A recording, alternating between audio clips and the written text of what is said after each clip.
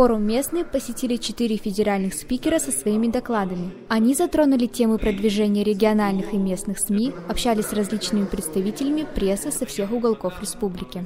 Мы написали, вот форум прошел, и никому ничего не нужно, ни уму, ни сердцу. Мероприятие продлилось 2 дня.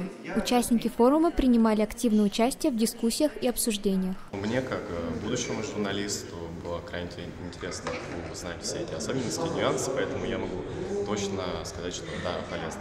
Студенты Сыктывкарского государственного университета задали вопрос о продвижении молодежных СМИ в Республике Коми. На примере Республики Коми молодежных СМИ, так называемых, просто можно по пальцам пересчитать, и когда их читаешь, не чувствуешь себя молодежью на самом деле. На форуме был проведен конкурс фотокорреспондента ФОКа. Каждый желающий мог проголосовать за понравившуюся работу.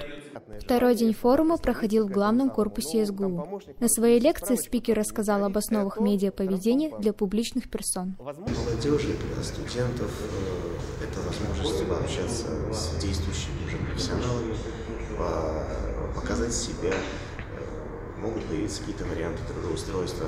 Злата Курашова, Виктор Кокарев, учебное телевидение СГУ.